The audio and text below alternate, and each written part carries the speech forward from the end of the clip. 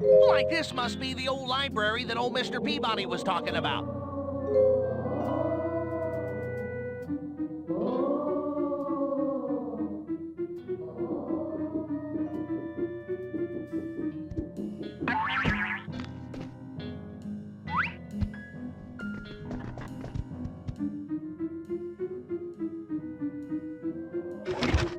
Frankie, you're a roast.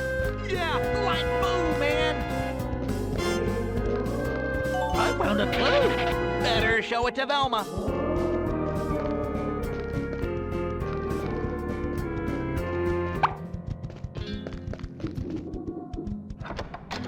Like this place really creeps me out.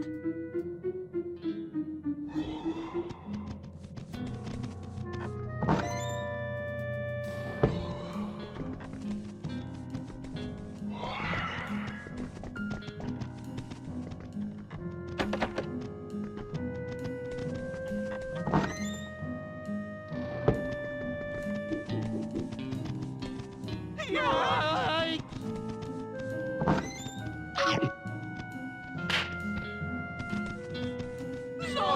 Yikes!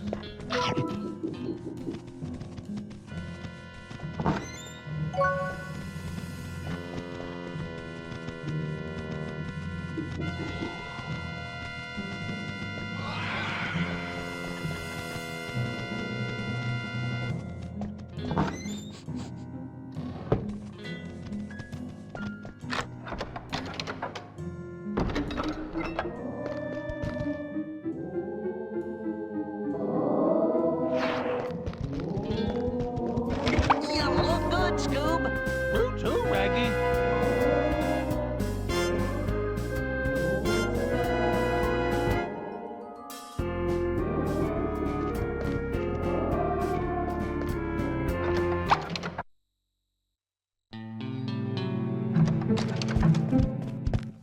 Like, look at that freaky book, Scoob.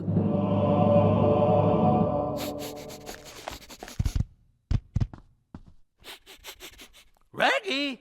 What did you find there, Scoob? Hey, like maybe it's a clue. Zoinks!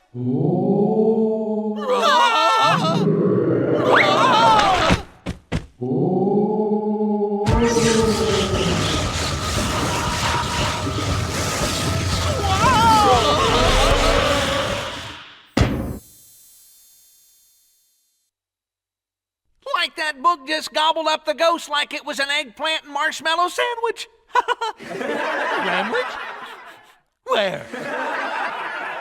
Like, hey, Scoob, let's show this ghost gobbling book to the others.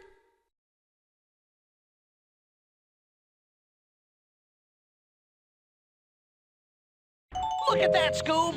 A clue. Oh boy.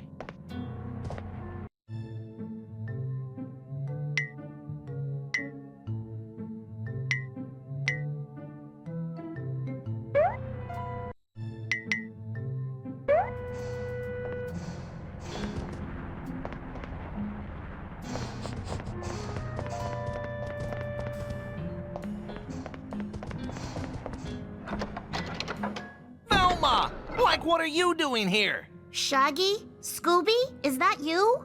I can't see anything without my glasses. I was following a rather strange-looking ghost when I tripped over a book and lost them. Can you help me find them, please?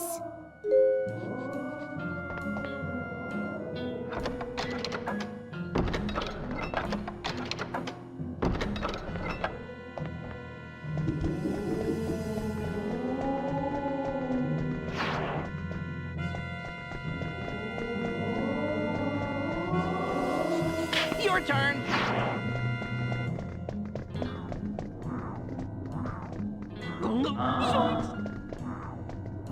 Scooby Dooby Doo.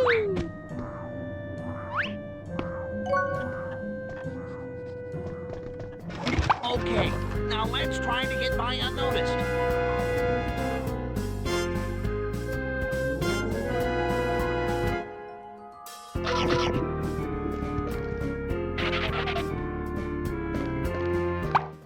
Here you go, Velma. Thanks, Shaggy. Hey, what's this? It's a groovy old book me and Scoob found. And like when I say ghosts are into this book, I mean ghosts are into this book. From the looks of it, I'd say it's a medieval grimoire. It's missing a few pages. Interesting. There seems to be some instructions on how to capture spirits. It says here that you need to have the right page to capture the right kind of creature. Right now, there's only one page, the ghost page. All the pages for other monsters are missing. The more pages we can find, the more kinds of enemies we can gobble up. But it says here you need to charge up the book with magical wisps first. Like how do we do that? Just walk up to them. Or, if you can't reach them, open the Tome of Doom and they'll be drawn to it, as long as you face them. Okay, so like how do we capture the ghosts? It says here that if a ghost passes in front of the open Tome of Doom, it will automatically get hooked. Once you've got it, you have to reel the enemy into the book by bringing its energy down. Ruby! Hey guys, try catching the ghosts over there. Be careful though. If you get attacked, the ghost might break free.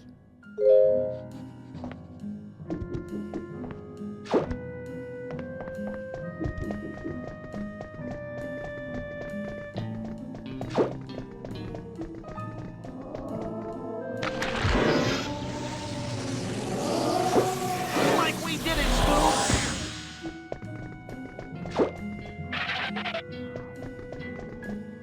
Take the lead, Scoob.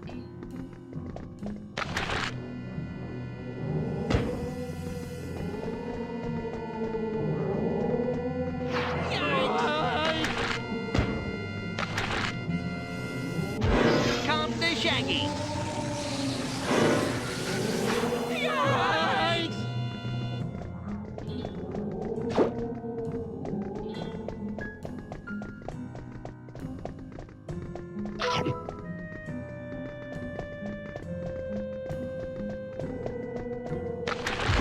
Like I'm a ghost wrangler.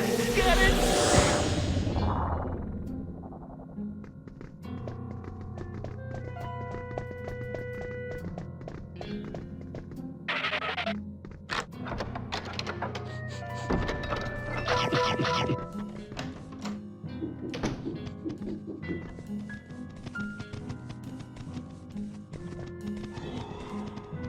Right!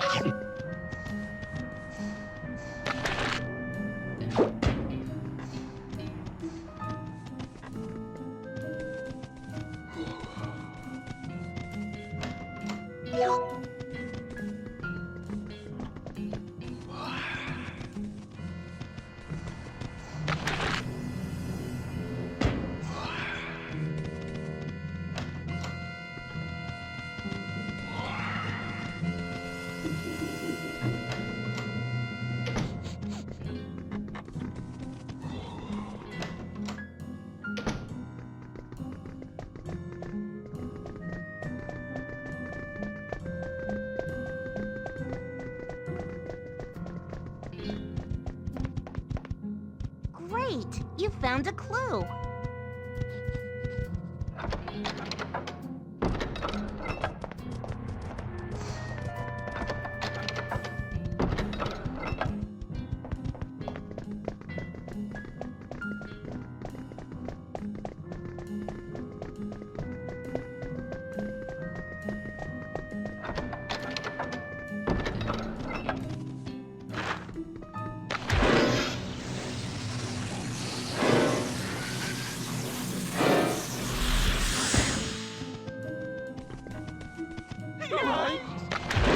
Like you. Strikes! Strikes!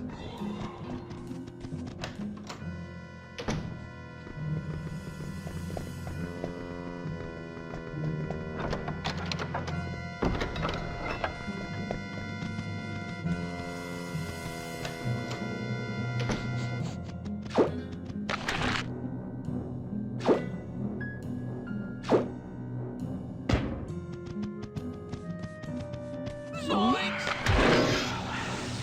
Like you thought I was afraid of the dark.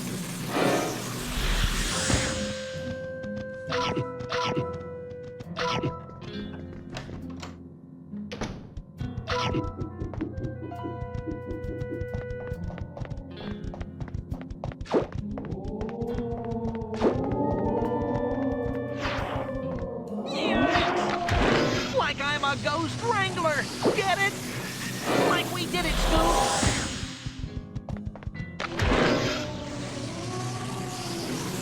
Like that ghost is toast!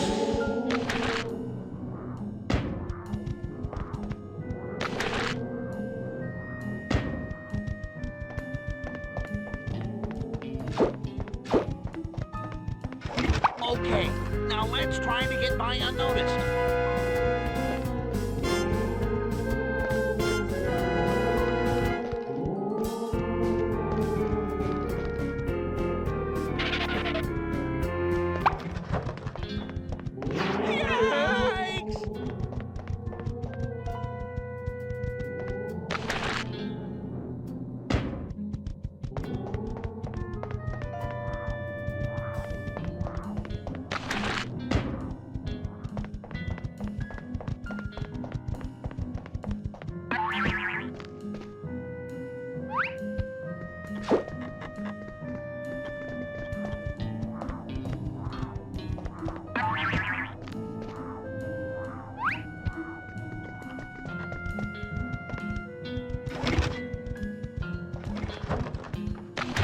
I caught alive!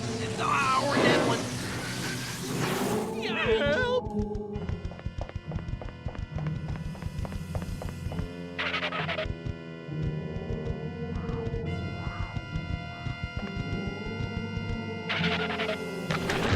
Hook like that ghost is toast!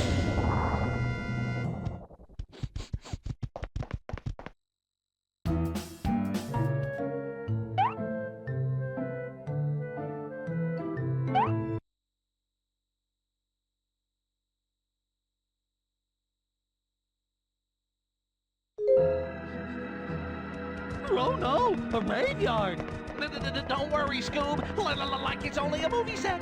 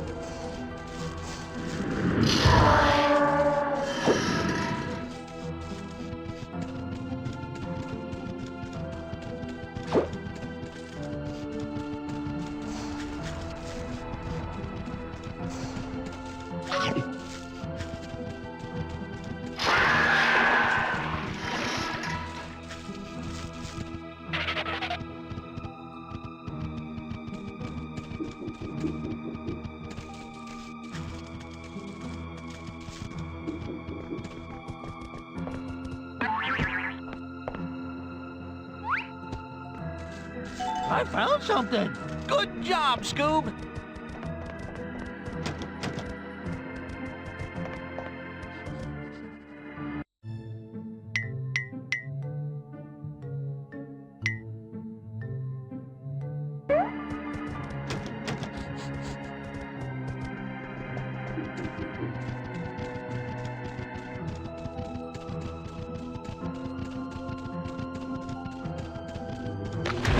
Snag one. Yep, bye-bye, ghost.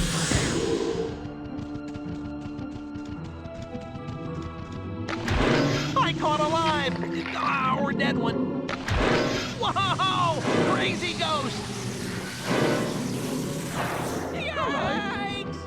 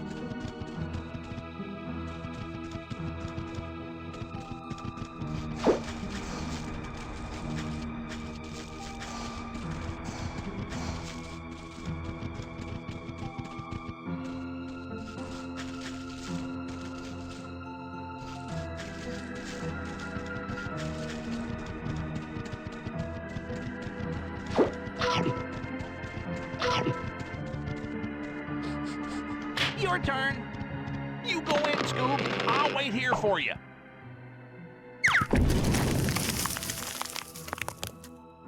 Raggy, where are you? I'm here, Scoob, on the other side of this door.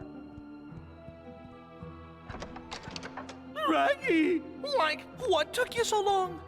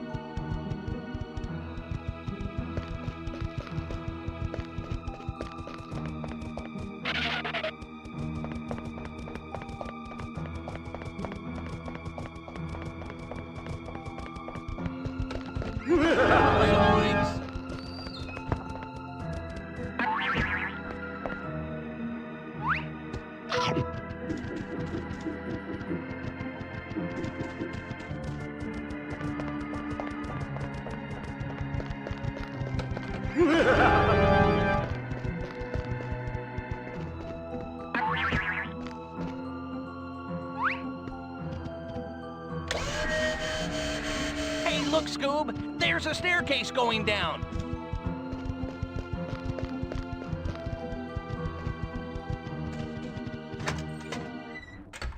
Hey! Like this is some kind of electrical room. And that sounds like one nasty shock over there.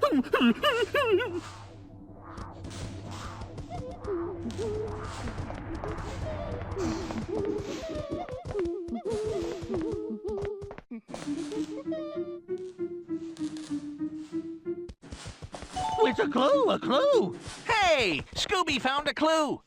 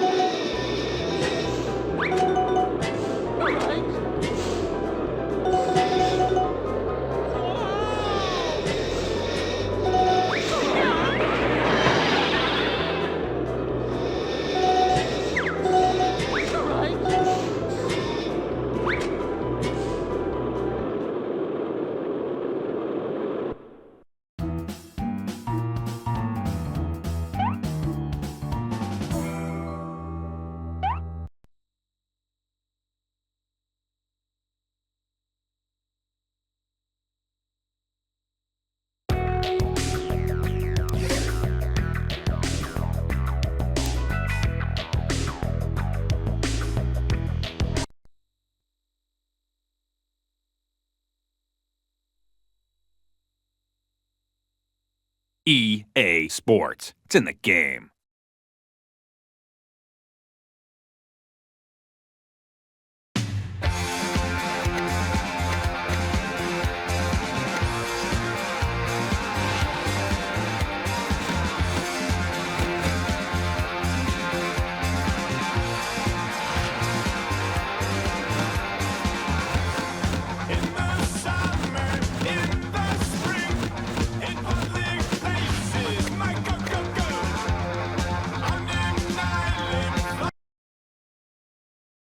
Here we are at Yankee Stadium in the Bronx. Hello, everybody. I'm Dwayne Kuiper with Mike Krukow for EA Sports as we get set for today's ball game. Welcome to Exhibition Baseball featuring the Boston Red Sox and the New York Yankees. Should be a great ball game. Here's the starter, Mike Mussina. Mike Mussina can throw all of his pitches with pinpoint control, Kuiper, and that allows him to attack hitters even when he falls behind. Mike, who do you expect to be a key guy to watch in this ball game? Gary Sheffield is one of the stories to watch in this game. He can beat you in so many ways, and they need to be very careful pitching to him or this could be over before it even starts.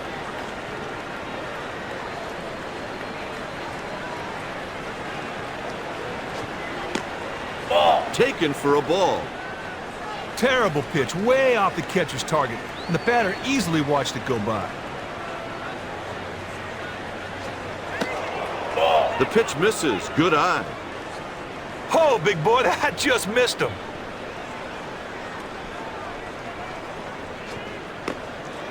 Misses low and away with a fastball.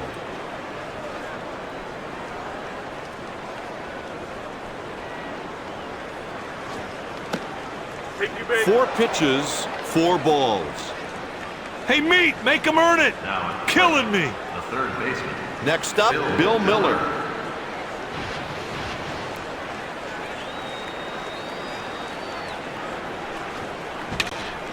Grabbed by the first baseman. Kuiper, he did a good job to make a play on that line drive. That looked like it was going to be a base hit all the way. Now batting. Up next, Nomar Garcia-Parra. They've set that defense at double play depth. If he can get a ground ball right here, they might get 2. Pulls one on a line. He's around third. A run scores. It's an RBI triple. Now batting. Next up, Manny Ramirez. Manny Ramirez. Swing and a miss.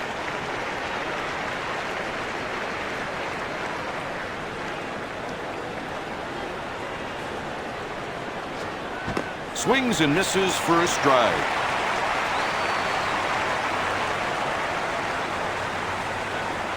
He delivers. This ball's going for the gap. And he makes the catch.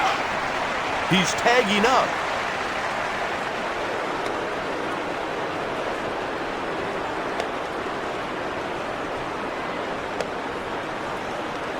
I don't think he went up there thinking sac fly, but he got one and it brought home a run.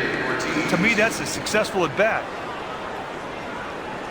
And here's the delivery. Ortiz sends it a long way to deep center. He made the play. In the middle of the inning, the score is today's starter for the visiting team, Pedro Martinez. Kite, most pitchers have one out pitch, but Pedro, he's got 3. A fastball, a curveball, a changeup. They're all devastating, and he'll throw them all at any time. Partner, that's what you call a purpose pitch. He made the other guy swing and miss on one out of the zone. That's a pitcher's strike. Taken out to the left side. Garcia-Parra feels the grounder. He beats it out for an infield single. Lofton has got good wheels, and he hustled all the way down the line. Up next, Derek Jeter.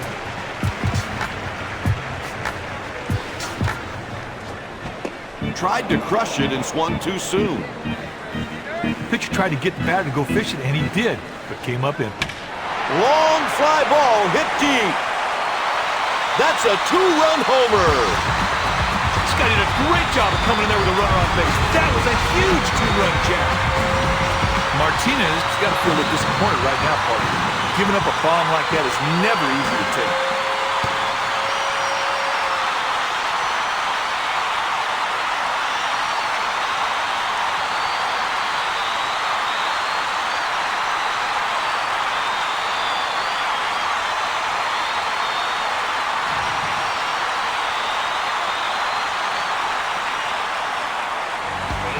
Jason Giambi strolls to the plate.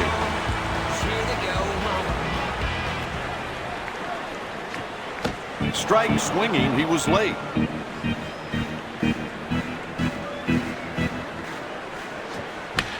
Almost a great play. He came up with it. The throw just beats him. Gary Sheffield steps in at the plate.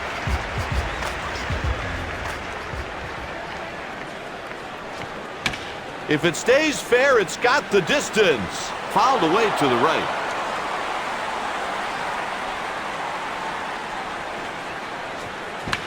Hit to left field.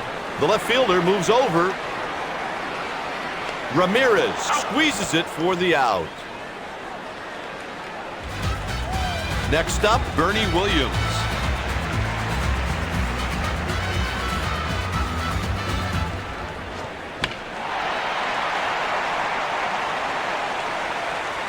Third out, that ends the inning. With 2 innings remaining, it's tied at 2-2. The Red Sox are getting their bullpen ready. Leading off the second, Trot Nixon. Right fielder, Trot Nixon. The delivery. The pitch is taken to the left side. Boone feels the ball. Got him. That's a nice play. He stayed right on it and made a good play. Veritek steps into the box.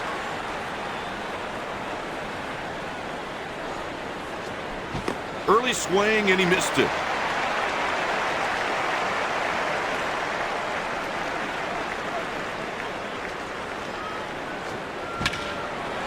Line shot.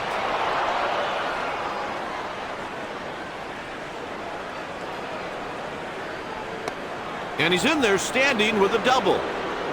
There was no doubt about that one going for extra bases. What a shot. Mirabelli is next up. 1 on and 1 out. And there's a swing and a miss. 0-1 count. Strike 2.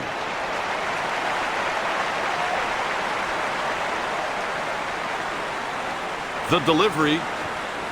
The pitch is lashed right back to the mound. He was able to make a play on that line drive because he got a good read of the ball when it came off the bat. Great reflexes there, big boy.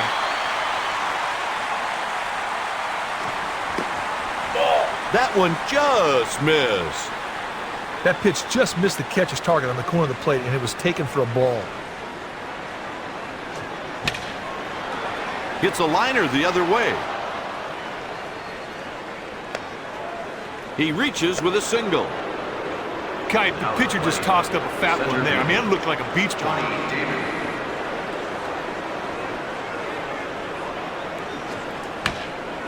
Damon hits a foul ball.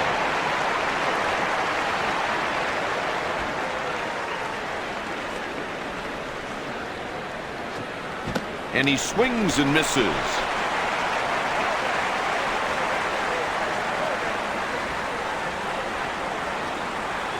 Runners at the corners with 2 outs. Just out of the fielder's reach. A run scores. That's an RBI single. Kite, good job of hitting away from the defense right there. Found a hole. Bill Miller up next. 1-0.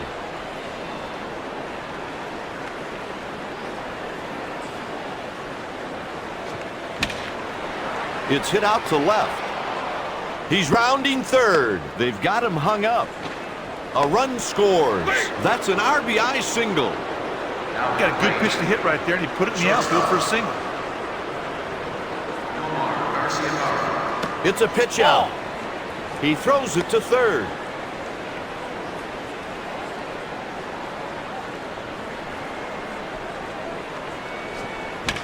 There's a long drive. It might go. and he makes the catch in stride. Kipe, you got a great jump on that ball to make a good running catch.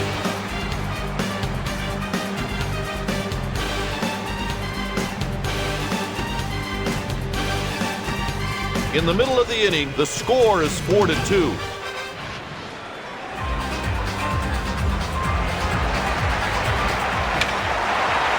Liner.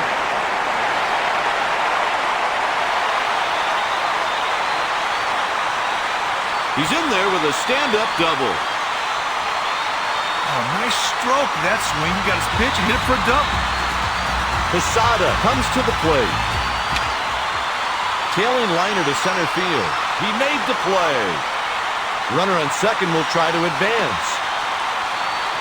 Kipe, you got a great jump on that ball to make a good running catch. Kipe, this team really needs a big hit from this guy right here with the runner on second. A single would do the job. Reese fields. Got him. Aaron Boone comes to the plate. Tailing line drive to center field. A run scores. That's an RBI single. Hey, he throws up the fastball, but the batter was ready for it, and he hit it hard. Lofton steps into the batter's box. He's 1 for 1. That fastball didn't hit the target, but the batter really helped him out. The 0-1 pitch. Fly ball hit the shallow left. Soft fly ball will be in there for a hit. Another single. Kipe, he didn't get all that ball, but hey, it's a big league knock all the same. They'll change players here. It'll be the right-handed reliever to face the right-handed hitter. Here's the relief pitcher, Scott Williamson.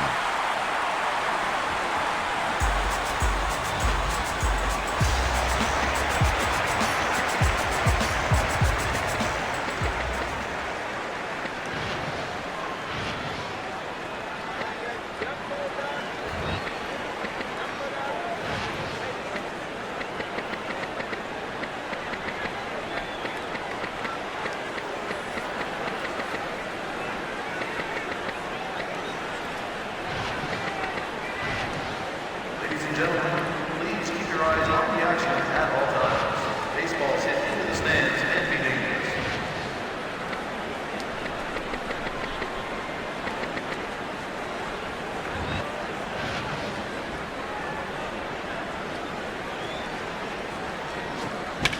The inside out's the pitch to the right side. Jeter hits it through the right side. He's in there with a 2-out single. Got that ball he could handle, he got on base. The Red Sox have a lefty and a righty throwing in the pen. Up next, Jason Giambi. Swing and a miss.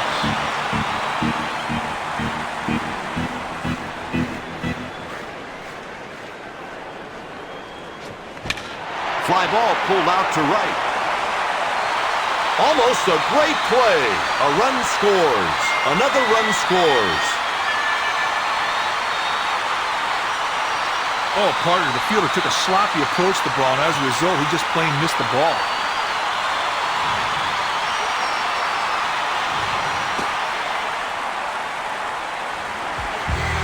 Gary Sheffield is next. Kipe, you don't want to waste too many of these chances. Let's see if they can come through with a big hit right now with runners in scoring position.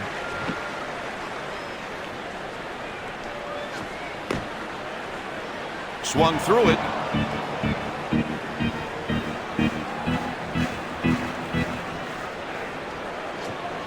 Looked like he was fooled on that pitch. He really caught a break right there. The batter swung at a splitter that darted way off the strike zone. Reese handles it. That'll do it for the Yankees, but there's still 1 inning remaining. Entering the final inning, the Yankees lead 5-4. Next up, Manny Ramirez. It's do or die time right now. They have to manufacture a run here. And here's the delivery. He got a strike upstairs.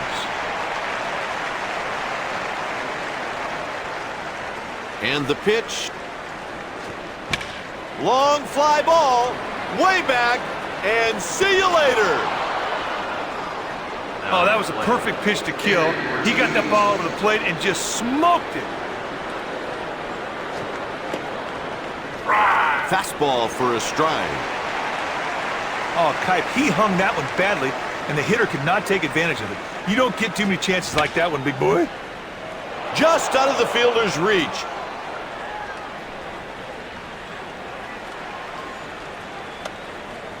That was a bad play. He will be charged with an error. They got to keep that to a base hit. Because of the error, there's a man in scoring position now. You got to play error-free baseball this late in the ball game. That's just not good enough. Foul ball hit down the right side.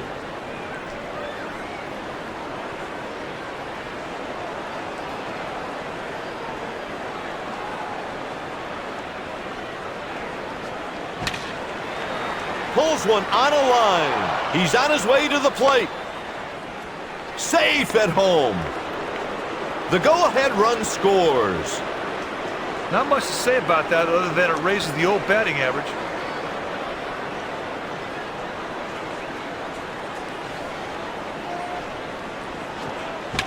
The ball is pulled to the right side. That's a single.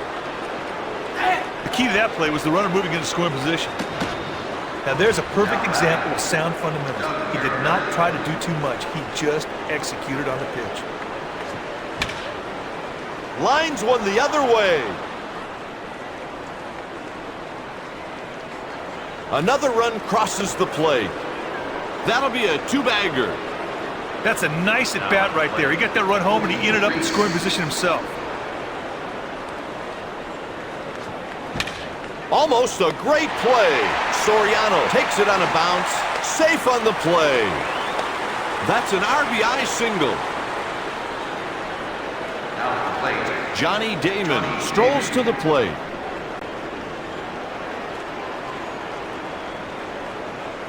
He delivers. The ball is drilled to left. The left fielder eases over. The catch is made. He beat it out. He got under it, hit it deep enough to bring the runner home from third. Now at the plate, the third baseman, Bill Miller.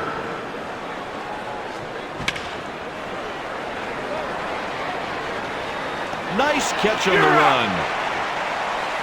The runner will try to advance. Safe. He beat it out. Good play to move that runner into scoring position. Nomar Garcia-Parra steps in at the plate. Garcia-Parra is looking for his second base hit of the ball game. He fouled it off to the left.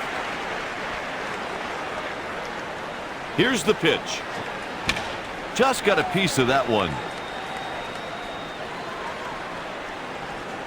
And it's 0-2. Soriano feels it. He's safe at third. He beats it out for an infield single. Stepping in 1-for-1, Manny Ramirez. It's headed for the gap. He made the play. In the middle of the third, the Yankees trail by 4. Boston is making a defensive switch. In comes the new first baseman, Dave McCarty.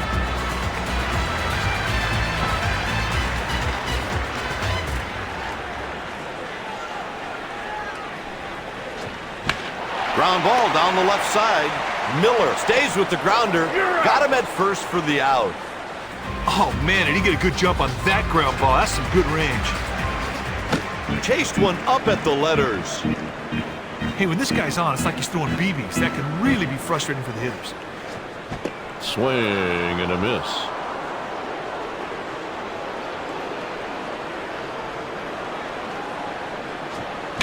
There's a drive. No one's going to catch that one. Home run. And the ball just kept going and going and going. Sweet work on the solo. Hey, he's got to put that home run behind him. The worst thing he can do here is mope about it. He needs to come back and get some outs now. And here comes the hook. They've brought in the closer, Keith Folk.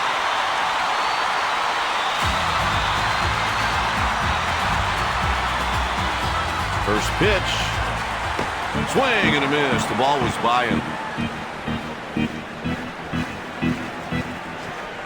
Swing and a miss. Went too soon.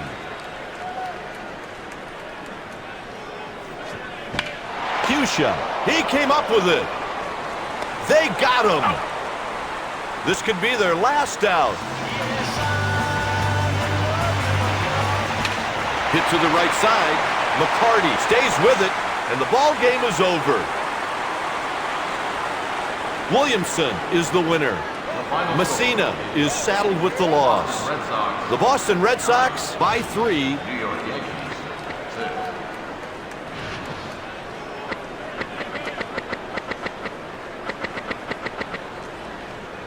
Thank you for coming out to the ballpark, and we hope you return soon.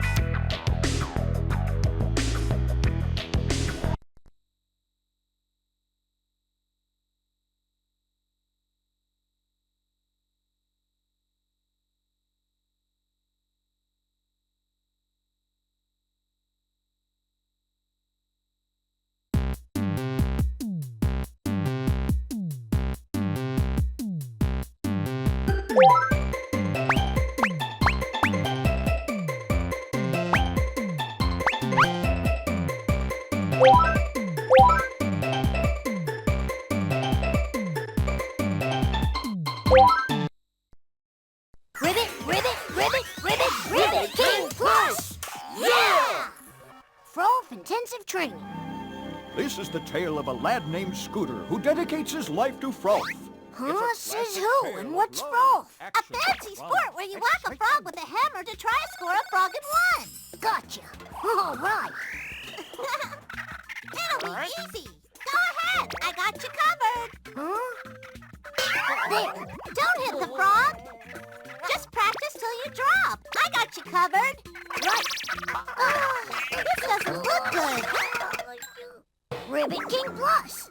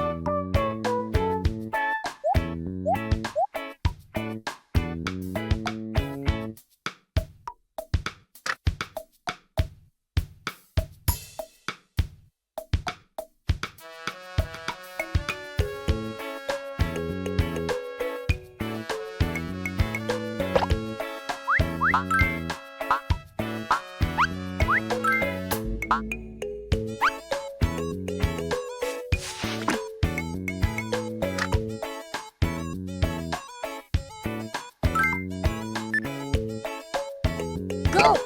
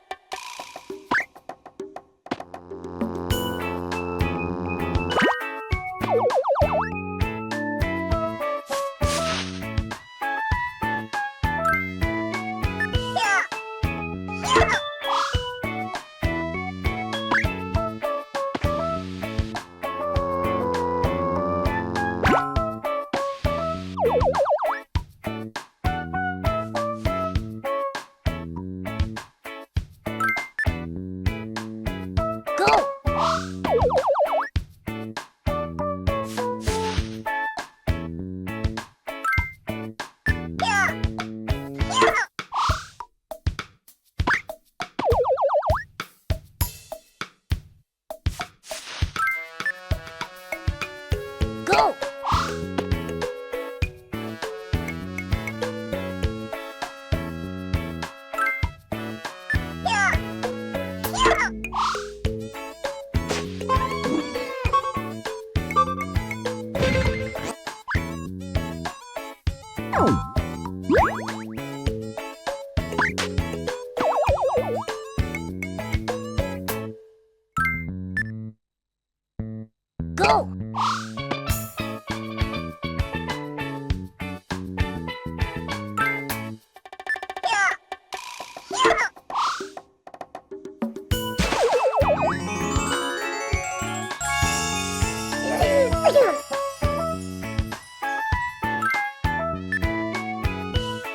Go! Take that! Aw, bummer.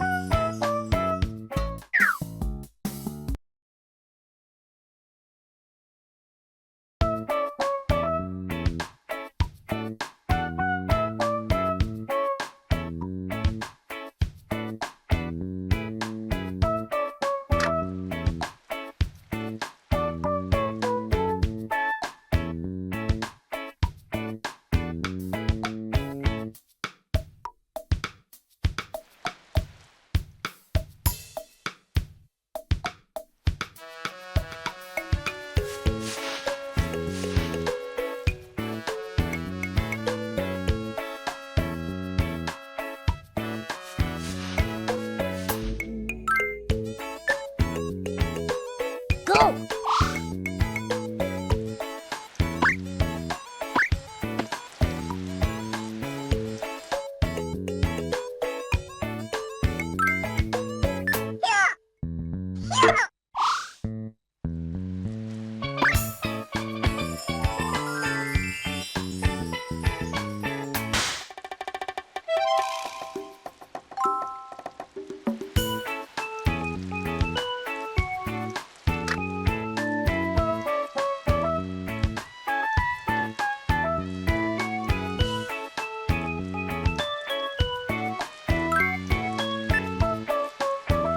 Go!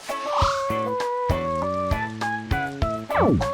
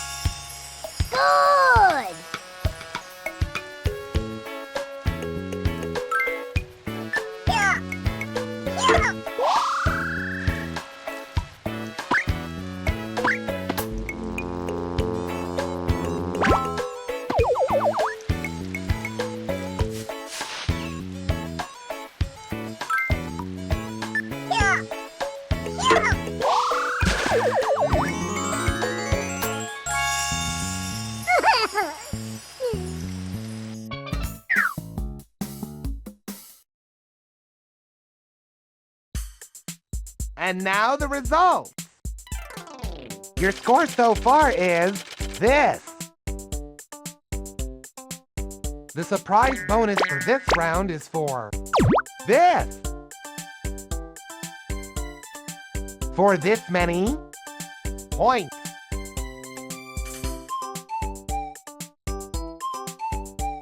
And the bonus goes to you! Oh, yeah! So, the winner is this player! Hooray! The winner is awarded all these points. The end.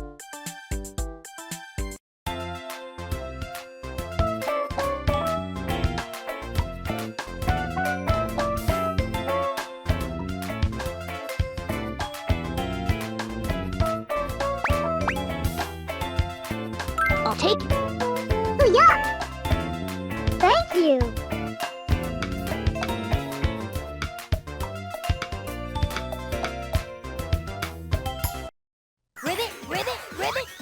Ribbit King Plus! Yeah! It's time to do the froth dance. Hiya, sports fans! Improve your frothing skills with a froth dance! Now, kiddies, first we're gonna lift those knees. Flap those arms. Up, yeah! Now swing those arms like a hammer swing. 1, 2, 1, 2, all the way. Now raise your little finger and bite it like so. Shake it, but don't break it. I'm not gonna do that. Ribbit King Plus!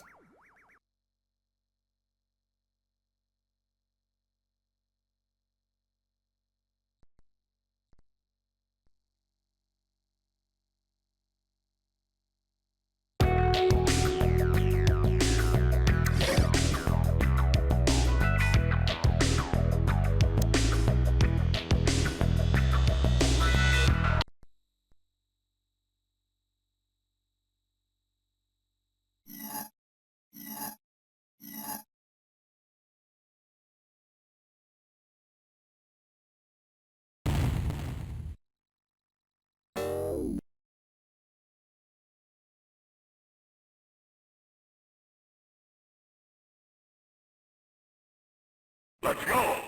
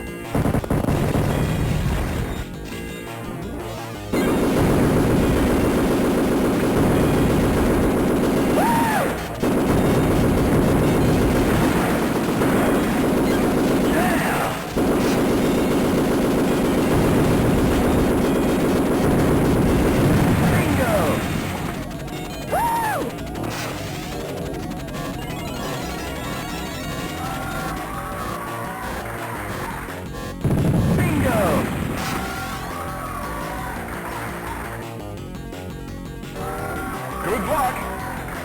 You'll need it.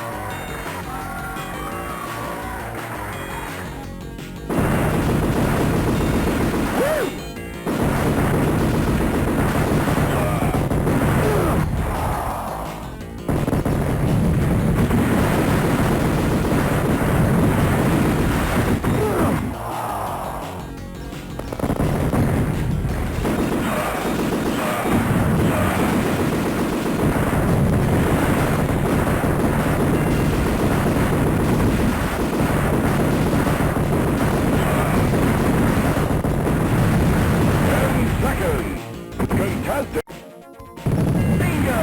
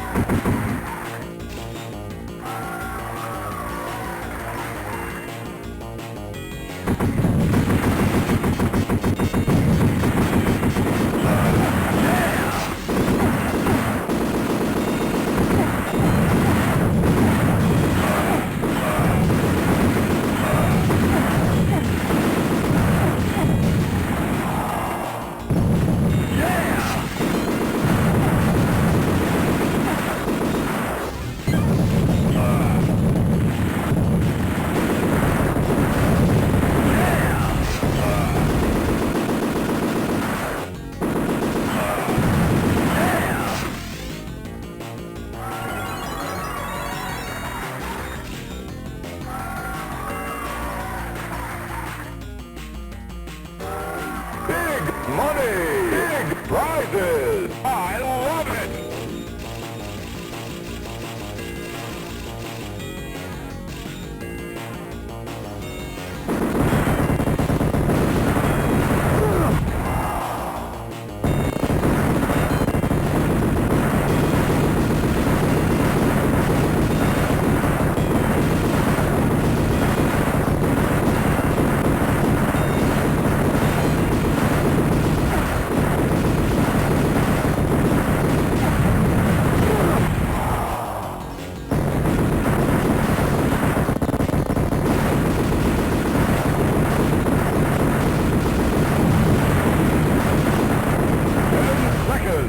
Contestant, good luck!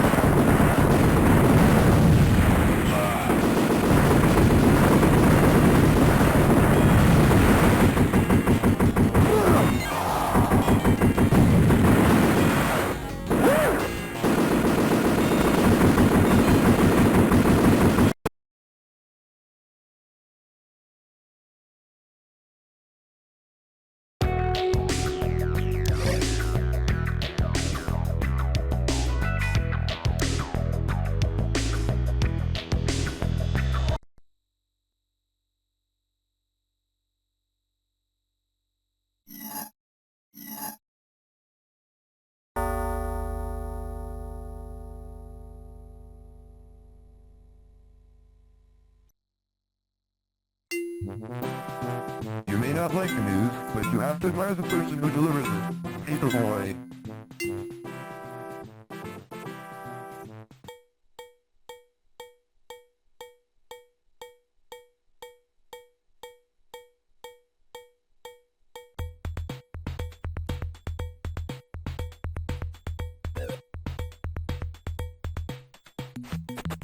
Sorry about that.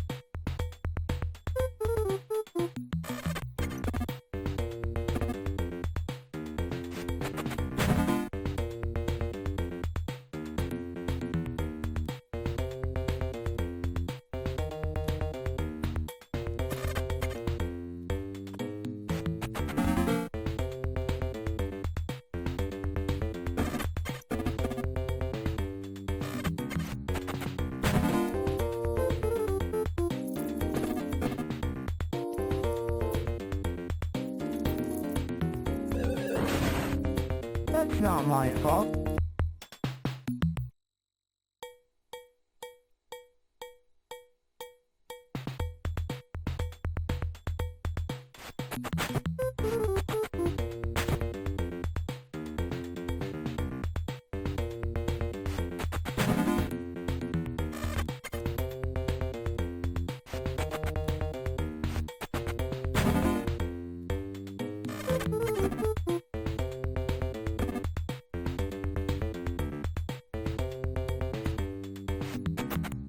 Does this mean no tip?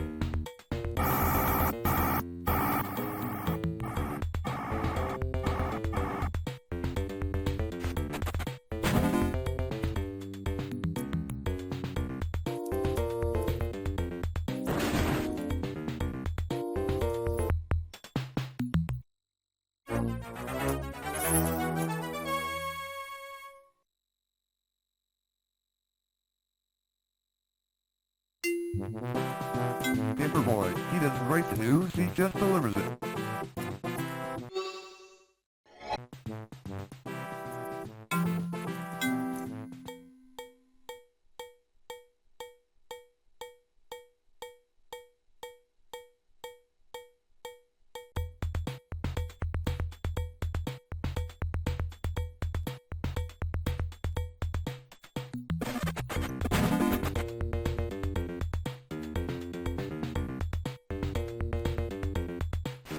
Send me the bill.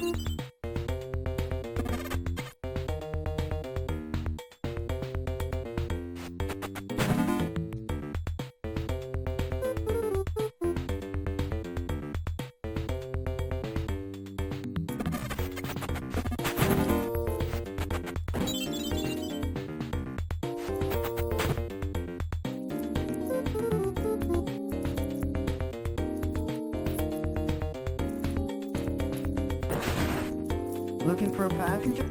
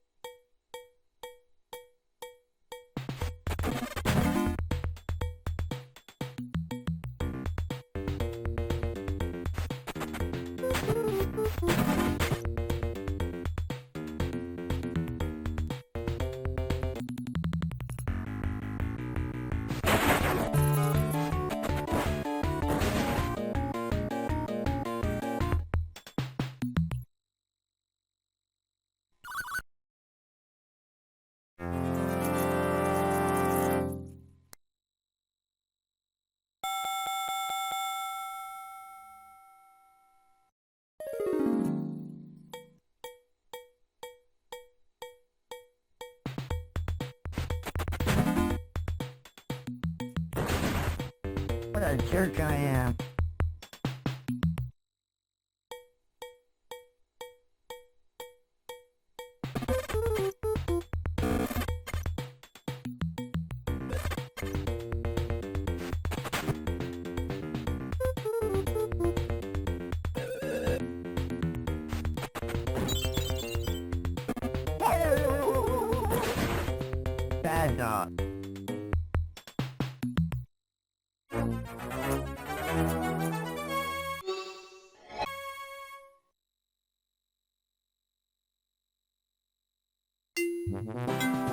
Risking his life for the public's right to be informed, Paperboy rides the sidewalks of this land delivering papers.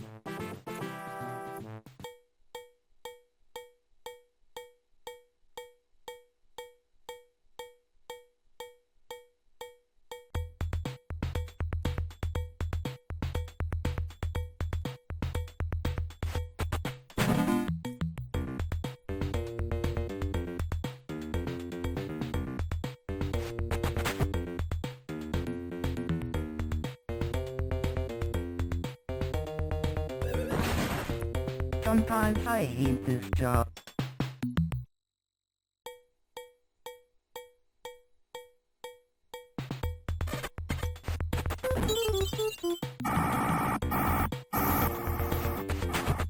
Don't tell my boss.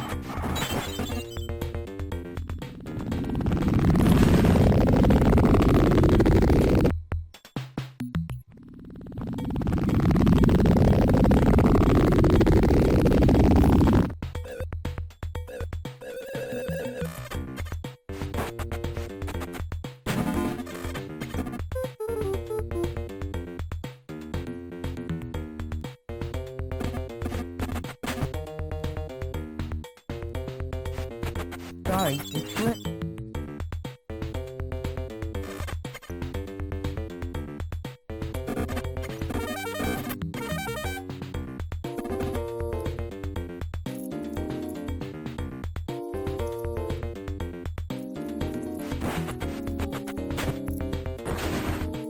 I live a life of danger.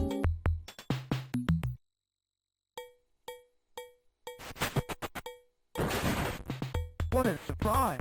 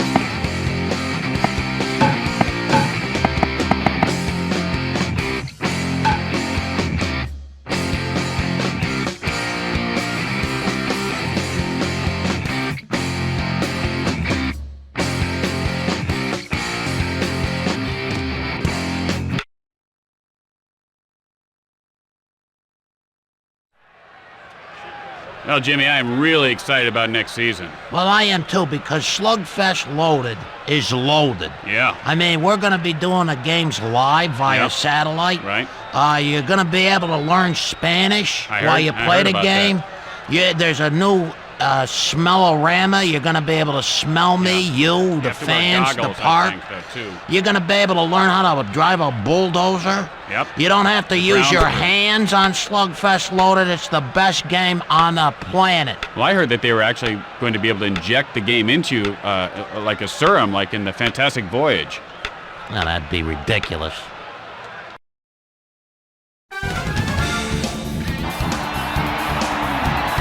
Hi, folks. Glad to have you with us. Should be some fireworks in this game, huh, Jimmy? You know, speaking of fireworks, I gotta find a place that sells fireworks. My little fat grandson's having his birthday party, and he wants me to blow up his swing set. And so, the leadoff hitter steps up to the plate. Number 20. Patterson steps in. Patterson.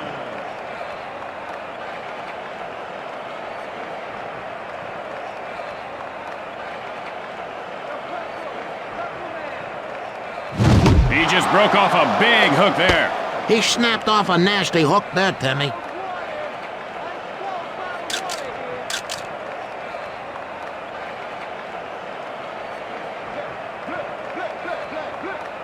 No 0-1. Low and inside. This guy has eyes like a chameleon's. They go all the way around his head. Watch, he'll do it.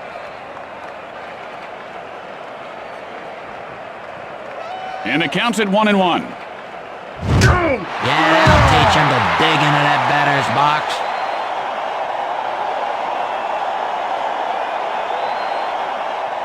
No outs, runner at first base. The second baseman. Walker gets ready. Todd Walker.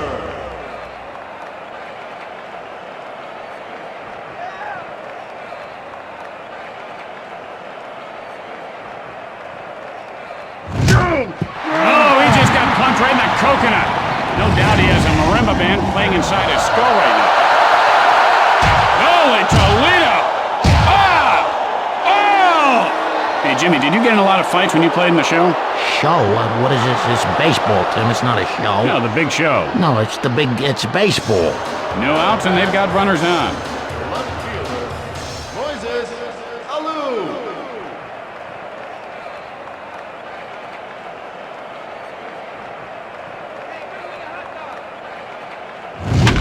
Ground ball, but foul. He was a little tardy on that one. Can we say tardy? And now the pitch. He couldn't lay off that one. Hey, Uncle Charlie got him on that one. You remember that old kook on My Three Sons?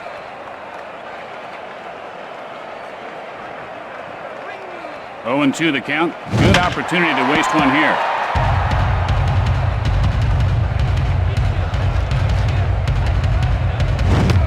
Swing and a miss, strike 3. Sometimes it's not how you throw the pitches, but which pitches you throw at it. And then sometimes the batter just stinks. Only one out, runners on first and second.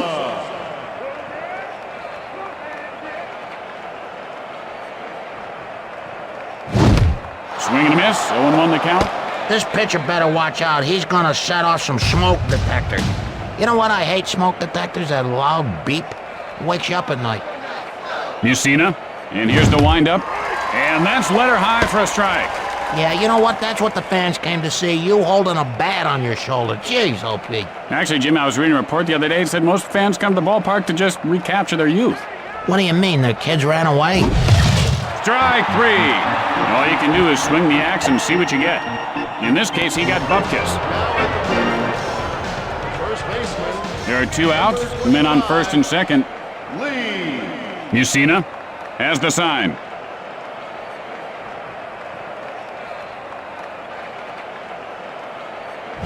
And he takes a ball outside. And that's exactly what the manager wants. More balls, higher pitch count. Make the guy work.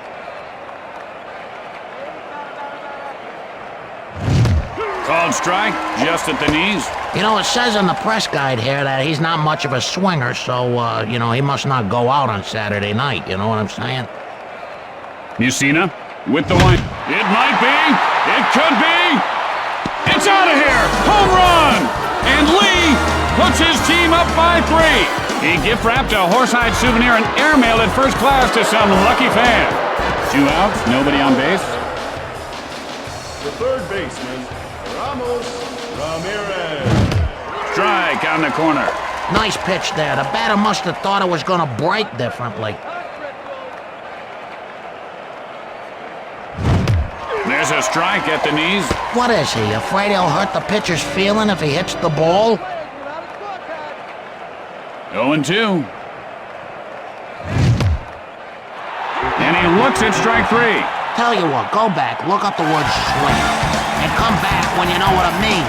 After 1/2 inning of play, the Cubs lead by 3.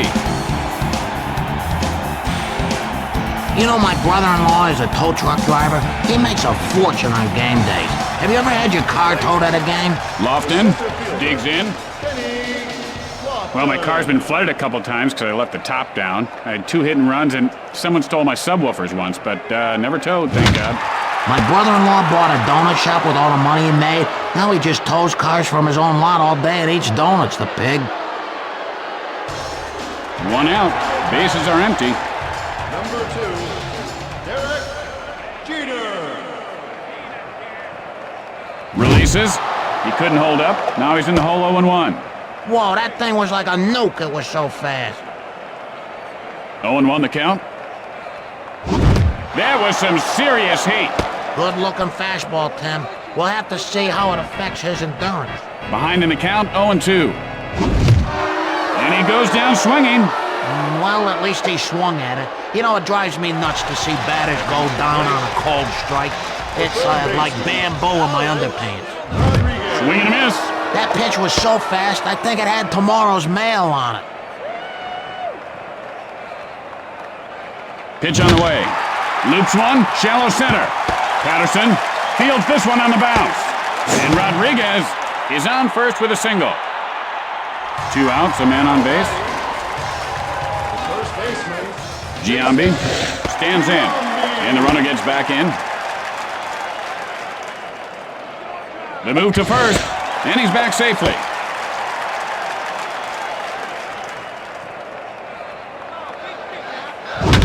Hit hard on the ground, right side. Walker will field it on.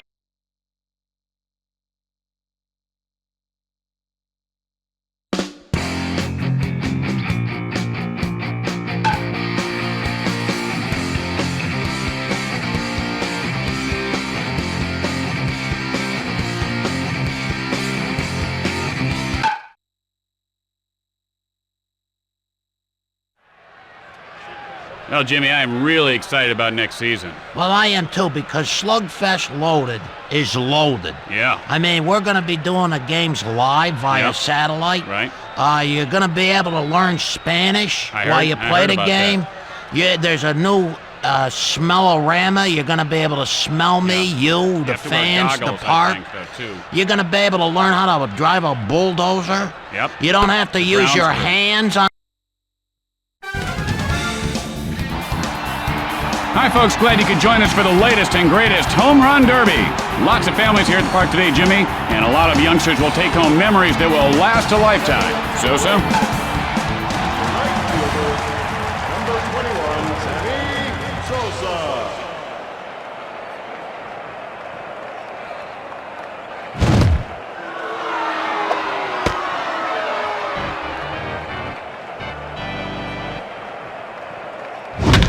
Deep fly ball, left field.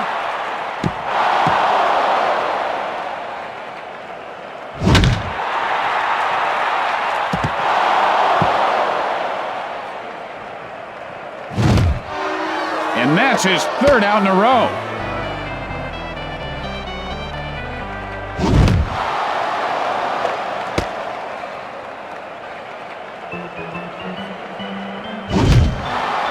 Oh, come on, hit something.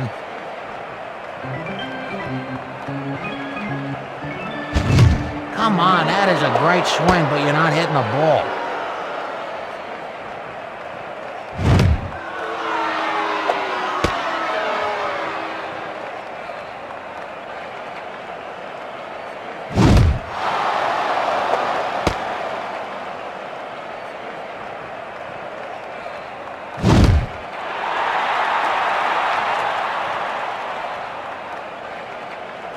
Rodriguez. Stepping to the plate. Number 13, Alex. And that'll be his first out.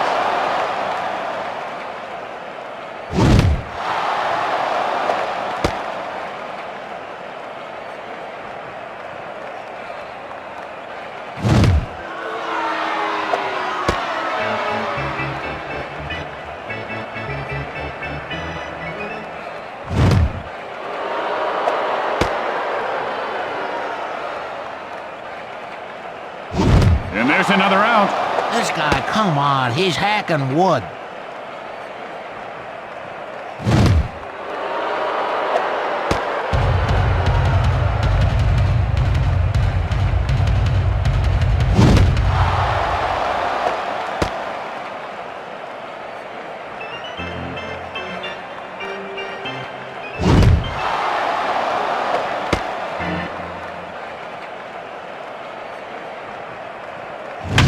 There's a shot left field. Oh, boy, I thought he got a hold of that one. Foul down the left field line. And there it is, the final out.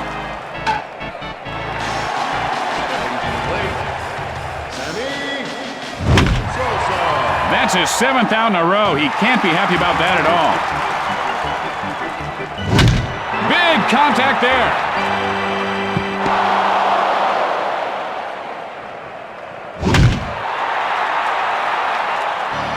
But it runs out of gas.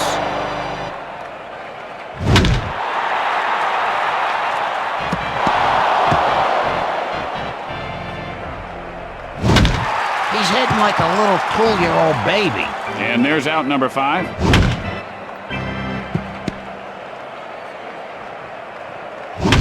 Hit very hard. Okay, that's not good. Foul down the left field line. Oh, come on. I could even hit that ball.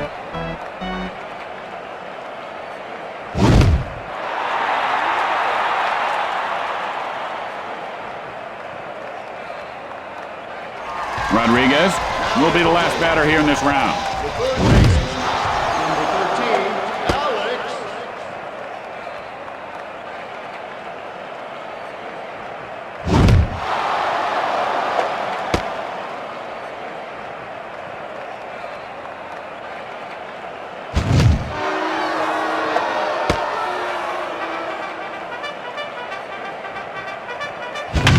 Oh, that stunk.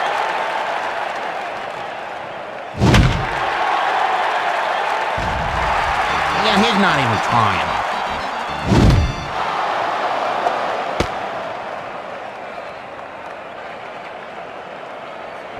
And look at this baby go. This one might be. It could be. Goodbye.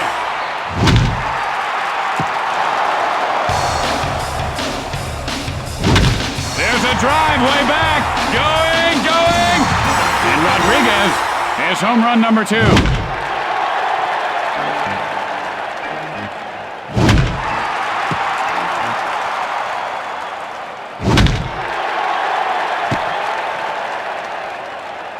And Rodriguez.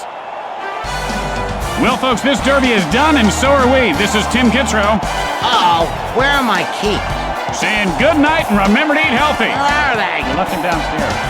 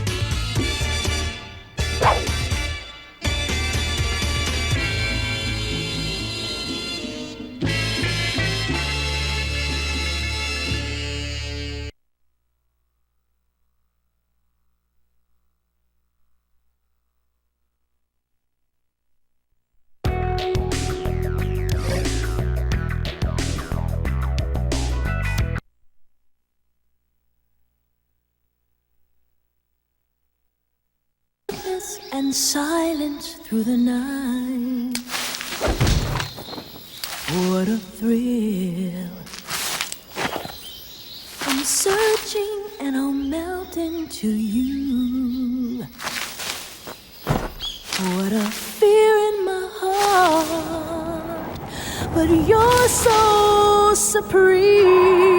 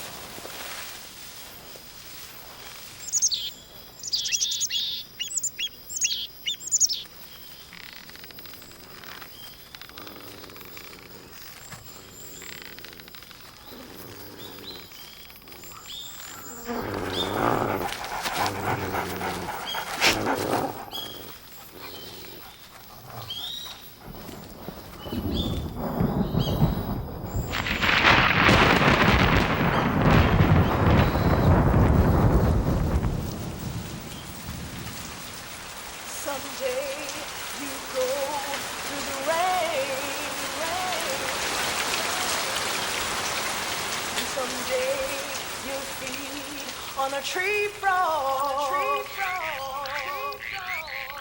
It's ordeal, the trial to survive. For the day we see new light, I give my life, not for honor, but for you. In my time,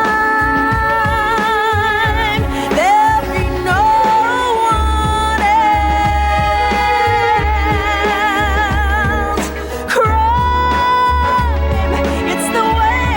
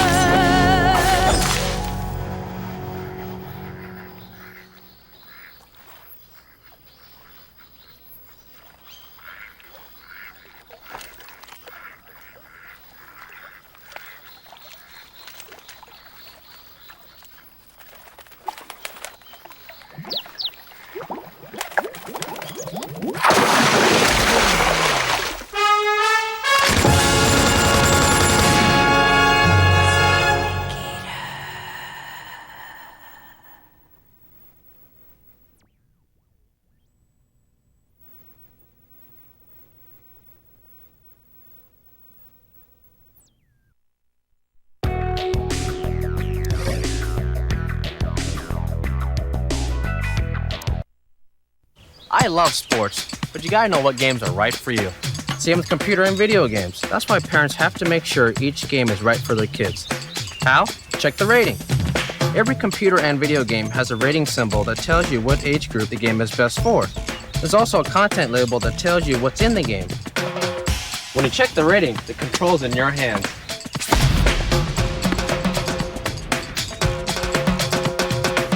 See? You gotta play the game that's right for you.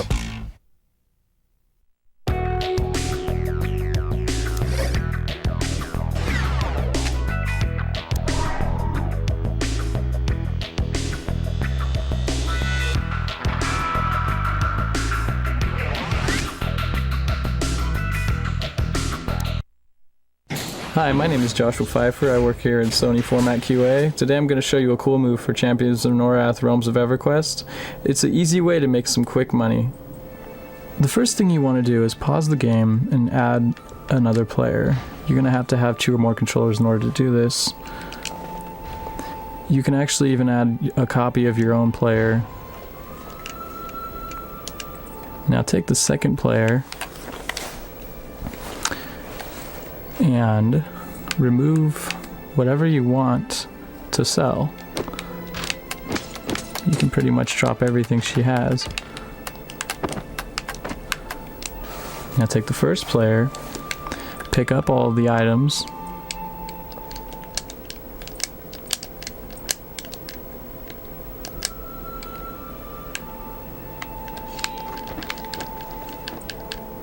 let's go talk to the shopkeeper.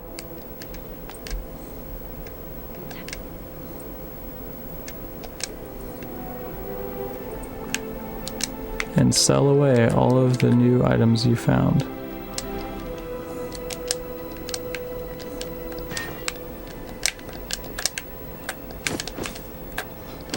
You can make a lot of extra money doing this, and you can do it as many times as you want. Then if you want, you can even delete your imported character and then import her back and redo the whole process again. Just keep making money, because she'll always have the armor that she was saved with.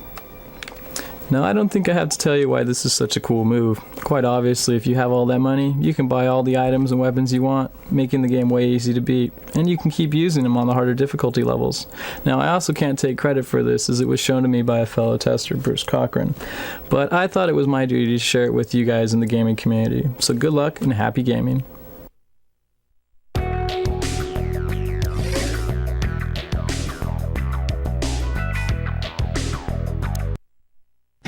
Hi, I'm Tim Exner, and I'm from Third Party Format QA, and today I'm here to show you a cool move for SSX3. I'm going to show you how to get the high score on any of the super pipes. Basically, you want to get your multipliers up there as quick as possible, and you want to keep your multipliers going by doing manuals in between your trick. Just pull back or push forward on the right analog stick in between each trick, and that'll keep your multipliers going. Otherwise, you only have about 2 seconds between tricks before you lose your multipliers. And once you get your Uber trick meter maxed out, then you want to hold your tricks as long as possible, because that's how you get the most possible points.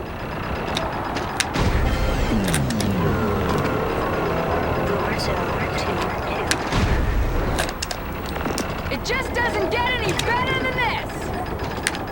I can see it all! Things are heating up! Serving it up extra hot!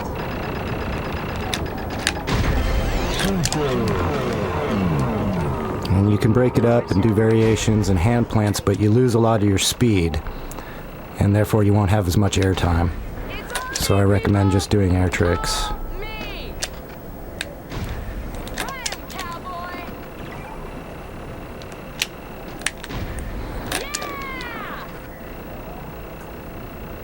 And make sure you watch your timer, because if you run out before you cross the finish line, you'll get 0.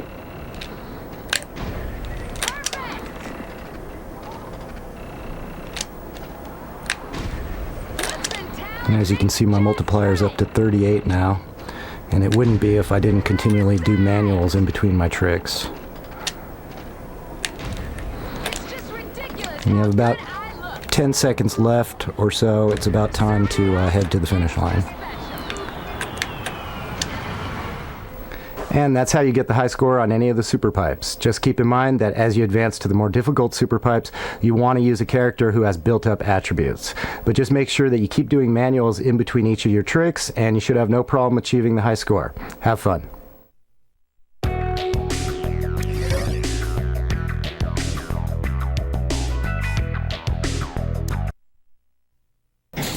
Hi, my name is Josh Kuykendall. I'm from Format QA. And now I'm going to show you a cool move for Harry Potter and the Sorcerer's Stone. I'm going to show you how you can get 101 wizard cards before you even finish the first day. So here you are at your first day at Hogwarts. Now after you come down out of the dormitory, what you want to do is you want to go to your first classroom on your right here. And open the door and enter the classroom. And then when you come into the classroom, you'll see a bunch of desks. What you want to do is you want to stand in front of the desk and then hit the X button to search the desk. A wizard card! And you'll notice that in some of the desks you'll find a wizard card. And also, if you look in some of the other desks,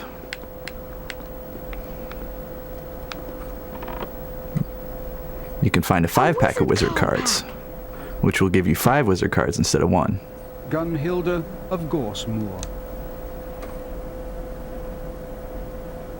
And then all you have to do is you just pause it, save your game,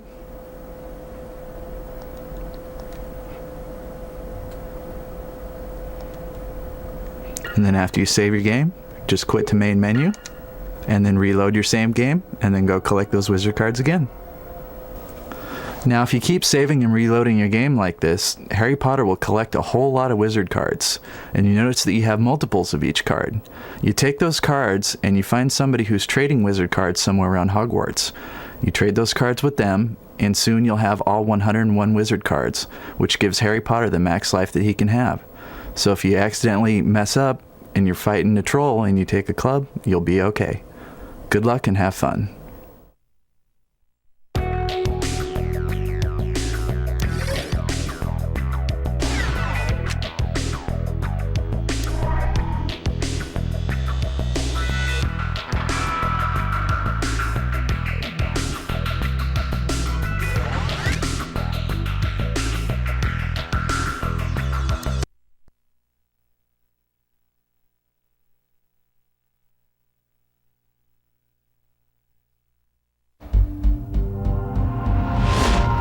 In the gaming world, if anyone mentions the name Hideo Kojima, Metal Gear Solid is bound to come up in the conversation. Currently, the latest installment of Metal Gear Solid, Snake Eater, is in the works. It will extend the legacy of the game's designer, developer, and producer. Born in Tokyo and raised near Kobe, Mr. Kojima is an interesting blend of Renaissance man and high-tech guru. The PlayStation Underground traveled to Tokyo to get a more detailed portrait of the man who would be Solid Snake.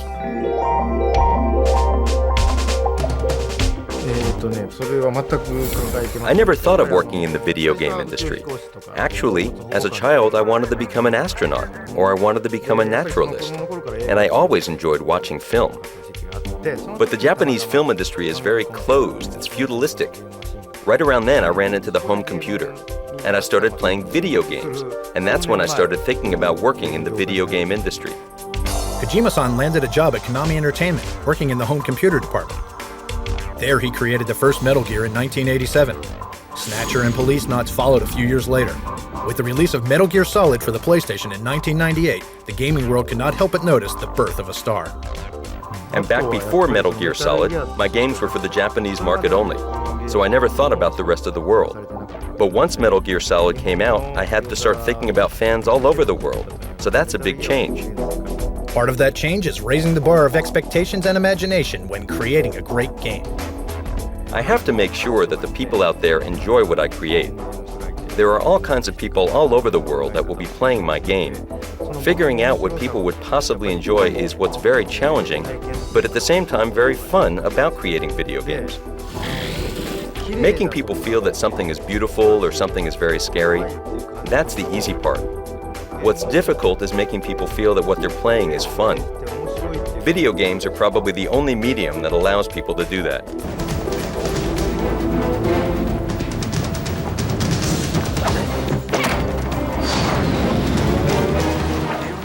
During the planning stage, since everything is in your head, you can really do anything. And it's all up to me, up to my imagination. So I can come up with anything, and it's so fun. When I give all my ideas to my people and they start putting things together, when I actually see the game coming together, it really is a gratifying moment. This innovator has a consistent style that holds to form. His technique has been influenced by film directors like Akira Kurosawa and especially Alfred Hitchcock switching between first-person POV and objective bird's-eye view to create tension and suspense. Hideo Kojima has become known for blending the cinematic technique with the latest gaming technology to create new levels of shared personal gaming experiences.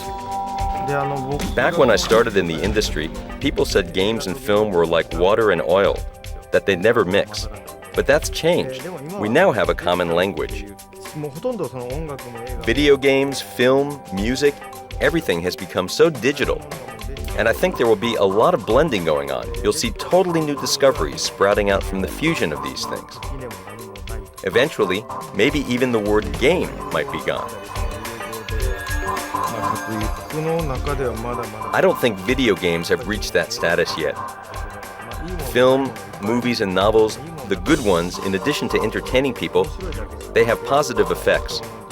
And I don't think video games have that effect yet. So hopefully, in the future, there will be video games out there that have this positive effect on people's lives, just like movies and novels. You can be sure when that happens, Hideo Kojima will be at the front of the line having a positive effect on people. He shares his secret for worldwide success. Video games are things that people play with, people use. So what I'd recommend is first you interact with different people out there. And then you should read a lot of novels, see a lot of movies. And try to establish as many virtual personalities within you as possible. Try to be these other people out there. So my piece of advice is to know people. If you want to know more about the upcoming release of Metal Gear Solid 3 Snake Eater, check back here inside the game. And don't forget to check out the latest Metal Gear Solid 3 trailer included in this issue.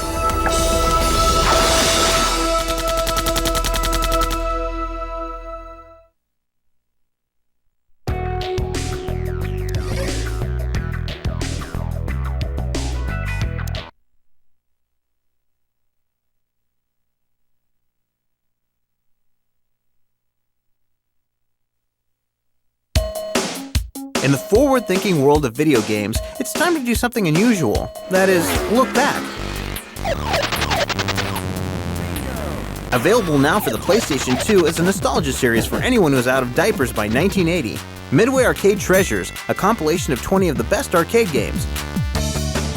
Producing and working with these games really brought back some memories from when I was in high school. You know, I would walk home, stop at the pizza parlor, I'd grab a soda, grab some change, and spend, half hour, an hour playing these games. Sound familiar? Defender, Joust, and Gauntlet are just a few of the classic quarter crunchers that you can relive with this game. For some people, it probably would be difficult to fight the urge to update these games, but we felt that we just wanted to keep it classic. We wanted to keep it to what people would remember. And few remember better than these guys. Now elder statesmen of the biz, George Gomez and Mark Turmel designed some of the most pioneering arcade games back in the day. George remembers what it was like working on Spy Hunter, which is included on Midway Arcade Treasures. We were this little development team that nobody paid attention to, sort of in a warehouse in the company. Like, it was just a bunch of guys with a passion for games that had talked the company into letting us try to work on games. Let's go! Mark was the man behind Smash TV, also included on Midway Arcade Treasures. I knew Smash TV was going to be a classic game probably 2 weeks after I started the game. Most features of the industry have changed, but the raw thrill of launching a new game existed then as it does now. Put some great graphics up front, do really nice big explosions, sound effects, and hook the player early. When you'd walk in, you would hear big money, big prizes, bingo! So it was definitely an attention grabber. An attention grabber that sucked you in, one quarter at a time. My payoff was always going into the arcade and seeing kids, pumping money into the machine, enjoying it, looking around, laughing, smiling. Designing for the arcade was different than it is for home play. The arcades were inherently social. When a cool game was in an arcade, it had a crowd around it. The thing that's changed the least over the last 20 years in game development is just the kind of the core requirement that you entice people along. And that's just what these classic games figured out how to do, with simple ideas and simple controls. It's very clear to the user what his mission is. A couple of buttons, one joystick, a few bad guys on the screen. It's very clear. Even though the medium is different, the medium has evolved, I think that there's still entertainment value in the old stuff. And they managed to create that enticement and entertainment with paltry technical horsepower. Our tools were really primitive. Our art tools were, they were one step beyond coloring in grid paper. I had a roll of paper and I drew the road on this, and I just kept on rolling the paper and drawing the road. The hardware designer for Spy Hunter told me that I had 4,096 colors to select from, but I could only use 32 at a time. Laughable by today's standards, but somehow these games still suck you in. It's kind of like watching a great old movie. It's, you've seen it before, you've seen it 100 times. Maybe it doesn't have the spectacular special effects that a current version would have, but it still works great. It still tells a story. And remember, there was little precedent for these games. Each one, like Smash TV, was creating its own new genre. When we put that game into the arcades, it was expected that there would be bedlam. People would pump money into it, and indeed that's what happened. And 15 years later, Mark is still blowing away players with innovation. He's creative director at Midway Sports. Sometimes he marvels at how far games have come. Back in '88, '89, that's really when we first began to digitize images, digitizing textures for walls, faces. And so that was really kind of groundbreaking at the time. We've gone from 3 or 4-man teams to 50-man teams. At bigger companies, 100-man teams, 150-man teams. I have no idea what it used to cost us to fund a 4-man team back then, but I'm sure it wasn't $12 million. And those big bucks and big teams are making games better and better. Well, I think the future of video games is incredibly bright. It's a very exciting time now because the technology, again, is about to quadruple over the previous generation. I think the future of video games is going to be games that basically allow you to have this interactive experience with a movie, which is what we've been trying to do since day one.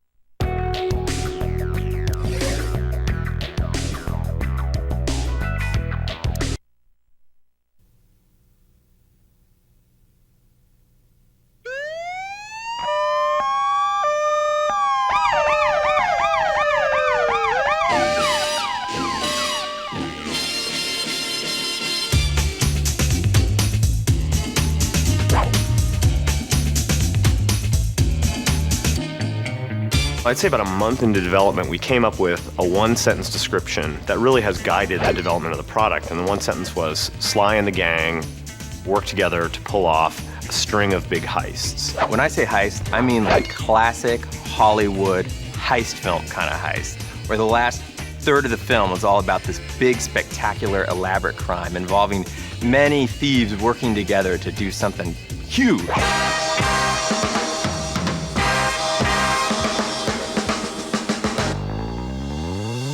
Sly is the charismatic leader of the band of thieves. He's got that moxie, he's got that skill under pressure that makes him special. He's getting a little more daring with what kinds of crimes he's doing. And this time, we're actually introducing the pals that he ran with in the last game, bringing them into the forefront. Bentley's like the brains, Murray's the brawn, and Sly is kind of like the soul. We're setting up heists and jobs for the crew to do together.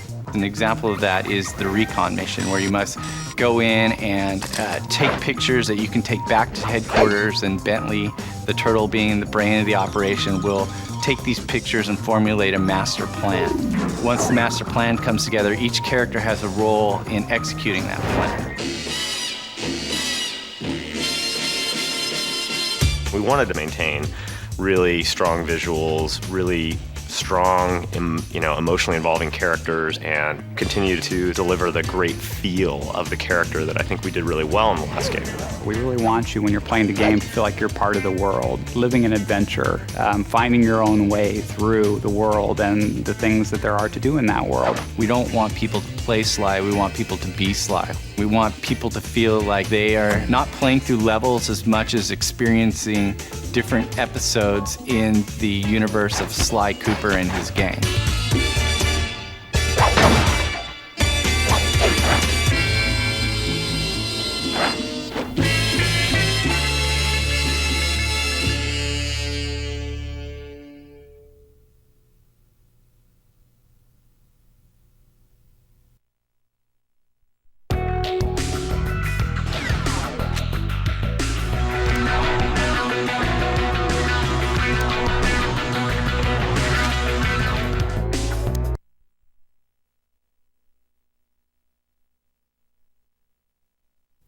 This is my destiny.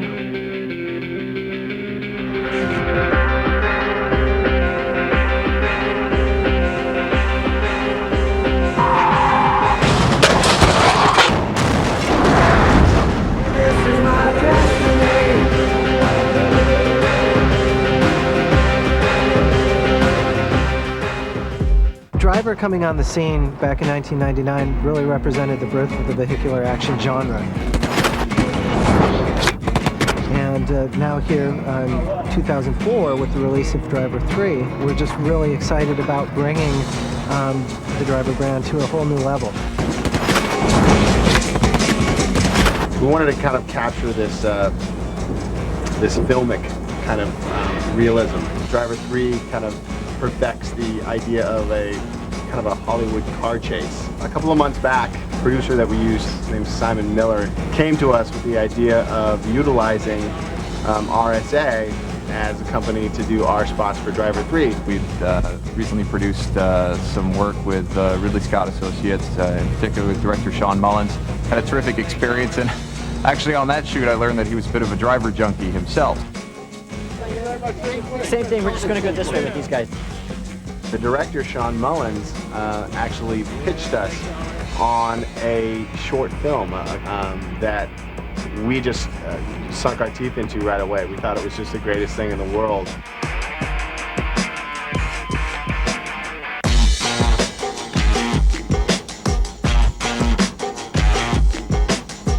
We decided to make a film about Tanner, and about Tanner delivering a car back to Kalita. My name is... In the course of that delivery, in the course of that gauntlet, he goes through being shot at by thousands of rounds of ammunition.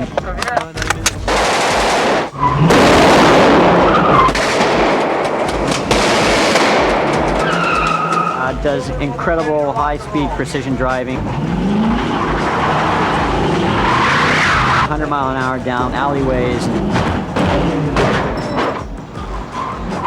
And he's chased by a couple of bad guy cars that aren't so lucky in the pursuit.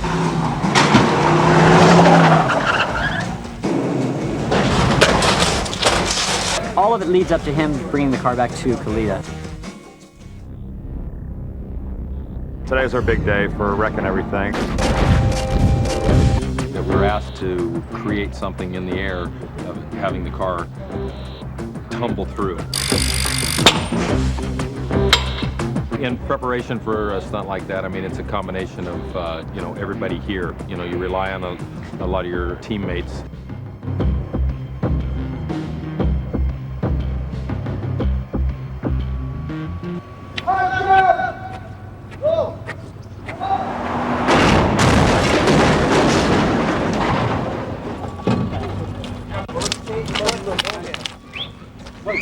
We got all the way, but yeah, it's an adrenaline rush.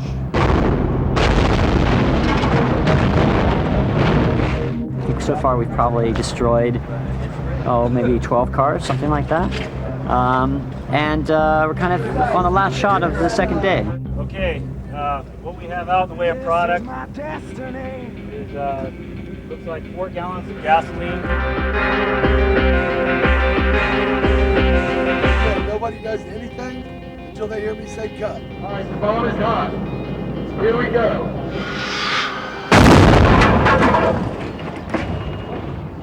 This is my destiny.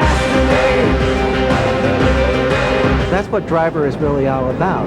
It's the celebration of, Hollywood action production values. It's very, very Atari. It's very, very cutting edge for the industry that we're in. I don't think anyone's tried to execute something on this level. This project for Driver 3 is by far the largest thing that we've ever been a part of.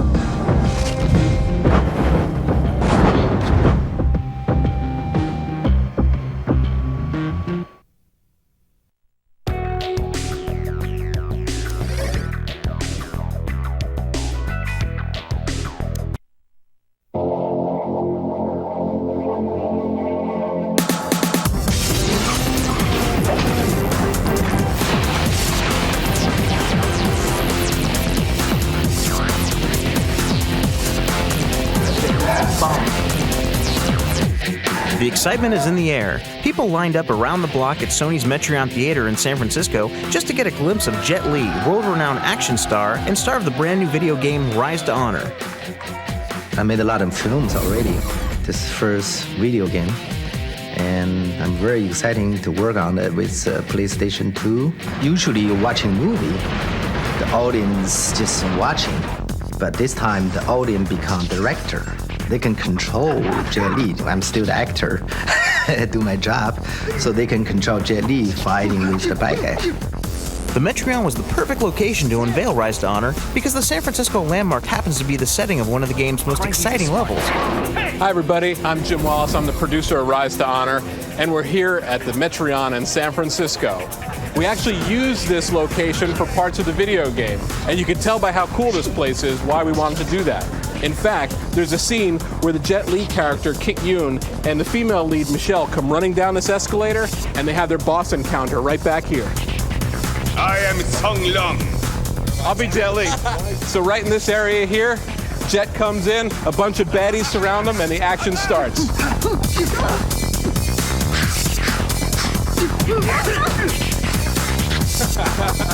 One of the cool things about this area is that it's the first place in the game where you can do collaborative fighting. So all the player has to do is basically do a grab move on Michelle, just like you would on any other enemy, and then you're able to do these like long distance collaborative attacks.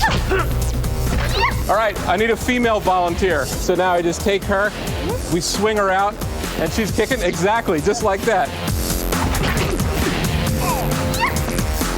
Something like that, you get the idea. Michelle.